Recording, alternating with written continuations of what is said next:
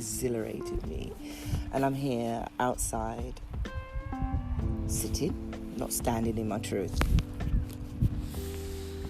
And the reason why I'm doing today's podcast is about self-love, discipline. Have you ever found that depending, I don't know the demographics or the age group that's going to be listening to this, but are there things that you've done in your past, and I'd like to say to people, don't regret things that you've done, because that's the path you chose at the time to do it. Whether it was a drunken stupor, whether it was because you were grieving and you acted out of character, whether you just wanted to let your hair go, whether it was you did something sneakily, you shouldn't have done it, and it's come back to bite you on the arse. Just anything. It could be anything, or had an argument with someone, or you've done something wrong at work. It really it's things that you do at the time, and when you look back on reflection, could you have done anything different? I don't know. We all say in hindsight, I would never have done that. But you can't, because at the end of the day, these are the things that is put in your path to deal with. So as you get older, or as time has passed, you get into a situation and you find that because of one thing that you did, no matter all the other good that you've done in your life, the one thing that to someone else that was untoward, unseemingly, really bad, they looked at you and thought your character was just flawed, that has stayed with you forever. Forever. So no matter what you do in life, you're always going to be judged on that one act, or two or three, that person witnessed, and so you are judged because of that. You get into an entanglement and it didn't end well, and so you're judged by the ex-partner, male or female, for being that type of person, when you could say that maybe if we'd spoken about it, things could have been different, or children were involved, so the anguish is raw. With growth, sometimes you can get over that. You and the person can co-parent, but it still boils down to, it leaves that nasty taste in your mouth, and unfortunately you are then condemned by that one action. And the last few days, etc., over the last few weeks, I was getting angry because I went out somewhere. Sorry, I've got morning dribble where I've taken the walk and I feel really good. And I went out. Shouldn't do, we're in COVID, but I went out somewhere. It was a meal. And I walked into this place, and there was a few other people that I knew, and we're all sitting down, and I've gone in with a group of friends, and this one person decided to, mind you, I'm sitting down, I'm on my phone, I'm doing nothing. I am absolutely just minding my own bougie business. And this person happens to sit on the other table, and she saw my friends all getting up, and they had music playing, and they were all laughing, but I was the only one that was just deep into my phone, as I normally do. And she decided to shout out, "Miss No Behaviour." I looked over at her and I thought, well, you cannot seriously be talking about me, because at the end of the day, those ladies over there are the ones who are making the noise. And those ladies, even though I've come with them, they're the ones who are eating and sort of like dancing and saying, hey, what a great tune. I am quiet. I'm sitting down quietly. But she then continued this behaviour.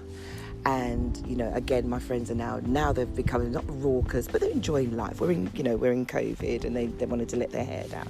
And lo and behold, this young lady decided to shout across the room, and so the other people can hear. She goes, "Oh, can't take her nowhere. She just have no behaviour." By this time, I am now, I'm counted to 10 because I looked over and I looked at her and I thought, I'm not even going to entertain you. And you know what? Even if I put this up and they watch it, I want them to understand how it made me feel. And lo and behold, she did. And in the end, I had to stick up for myself and say, hold on a second here. What part of this lifetime did you think I have no behaviour? Are you, are you basing it on, something that I've done with you, or is it something that you've seen me do? Cut a long story short, it was something that happened back in the day that had no relevance to me. I just happened to be around that time.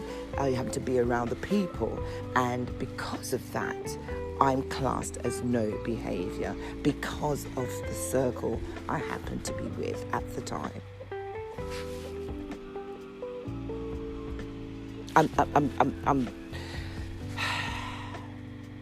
We had the conversation, and no matter what I said, I think by the end of it, she knew that I didn't take it lightly. I was not impressed by it, and I had to stand in my truth.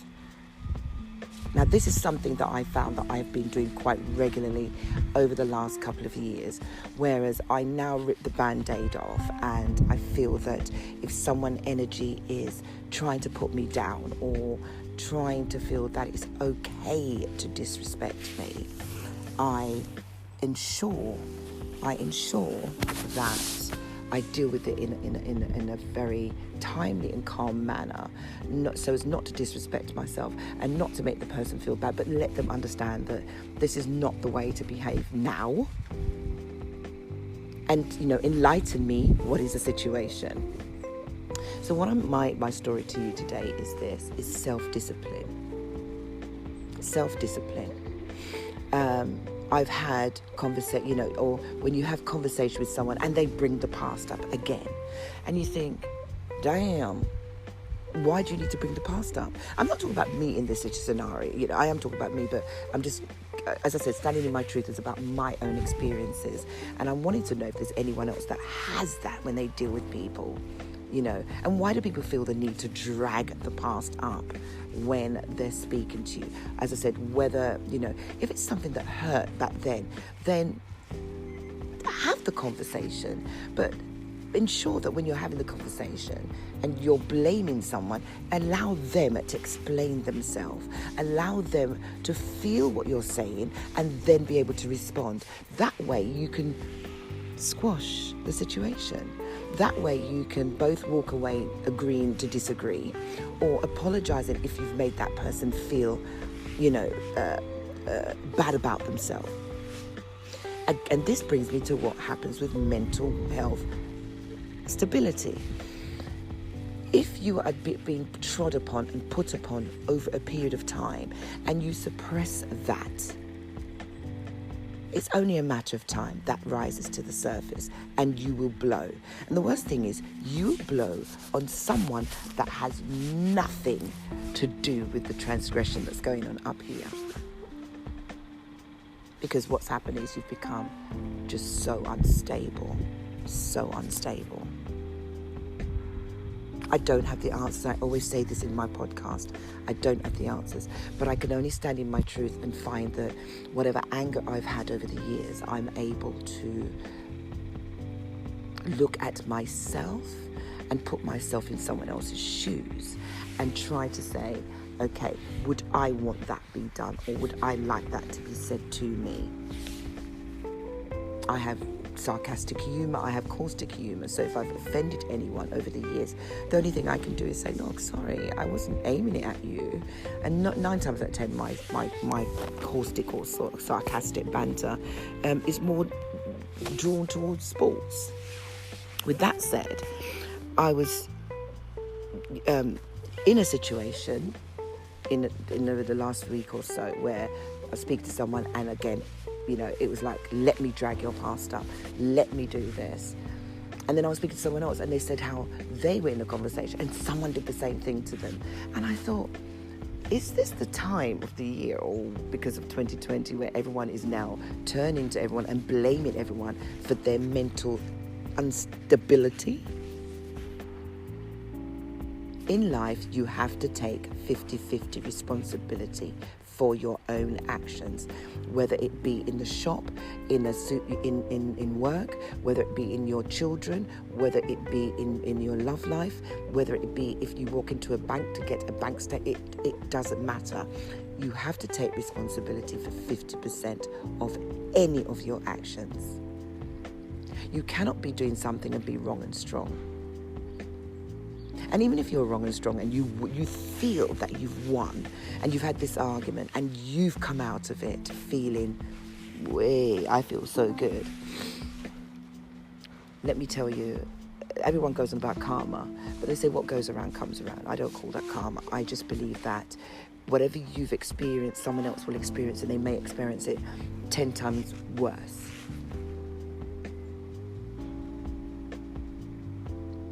And all I'm saying is that learn to discipline yourself. And a great friend of mine, and I'm hoping he doesn't mind me dragging his name into my conversation today, John Peters, and it's poignant how he sent me this. This is how the universe speaks to you. Now I'm sitting there in my house praying, saying, thank you, Lord, for waking me up today. This is how I feel, blah, blah, blah. Thank you for everything.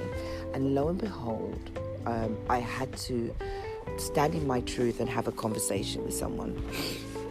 And I hope they forgive me. But I was actually going to have this conversation and have this podcast about, love yourself. So he sent me something. I was literally saying before I wrote this podcast was, you've got to learn to love yourself.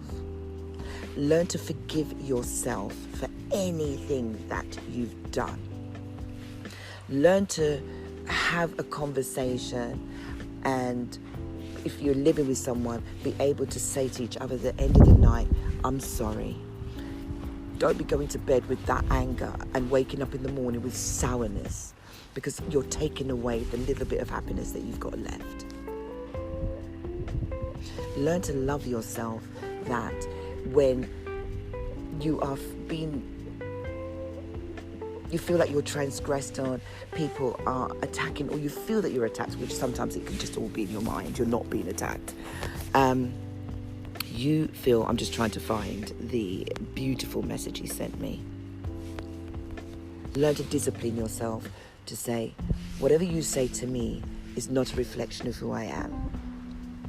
All I can do is listen to your opinion, and whatever that I can take from that opinion, I will apply it to myself.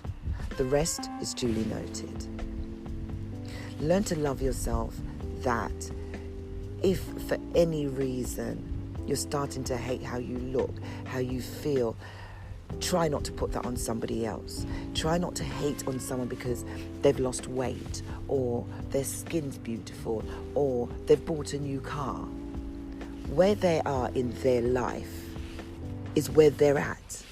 You don't know the journey that they had to be to get that car or own that shop or treat their children to Disneyland. You don't know what they had to do. What you need to do is love yourself, look at what you're doing for yourself, and grow and elevate.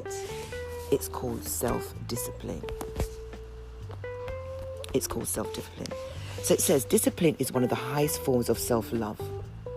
It is quite literally telling yourself that you will delay instant gratification and comfort for better things to come in the future.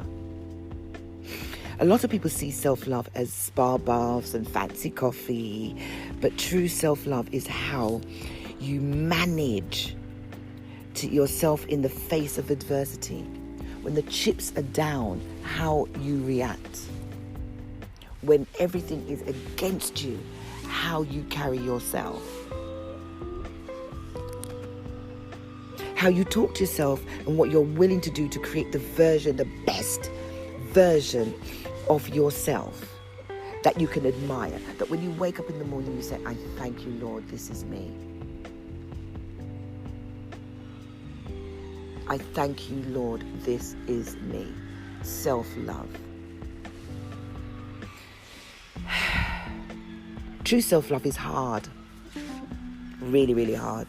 I don't have the answers. I have my up and down days. But let me tell you, I have to still come back and say, Valerie, don't worry, there's always tomorrow. So when I drink that can of soda that I shouldn't be drinking, I don't beat myself up about it, but it tells me that there's something not, that just enjoy it. And not beat myself up about it because I watch other people being skinny, or I watch other people, banging away in the gym and blah, blah. Don't get me wrong, I do go to the gym, and this is one of the reasons why I stopped putting my fitness regime on the internet, because I went out and I found people making comments at me. Now, these are people who